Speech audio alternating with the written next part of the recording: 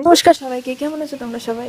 আজকে বানিয়েছিলাম fish cutlet বানিয়েছিলাম। তার জন্য ফার্স্টেই তেলের মধ্যে পেঁয়াজ, তারপরে আদা রসুনের পেস্ট, লঙ্কা গুঁড়ো, মানে যেসব মশলাগুলো থাকে, হলুদ গুঁড়ো, লঙ্কা গুঁড়ো, সস, এসব দিয়ে একটু নাড়িয়ে চাড়িয়ে নিয়ে আগে থেকে আলু সেদ্ধ করে রাখা ছিল, আর ছিল মাছটাও সেদ্ধ করে রাখা ছিল নুন হলুদ দিয়ে।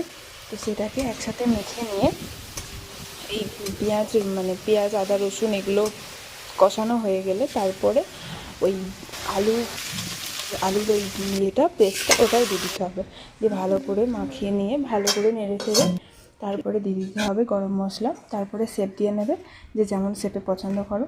তারপর ডবল কোটিং করবে অবশ্যই, নাহলে টেস্টটা ঠিকঠাক আসবে না। ডবল কোটিং করবে, ভালো লাগবে।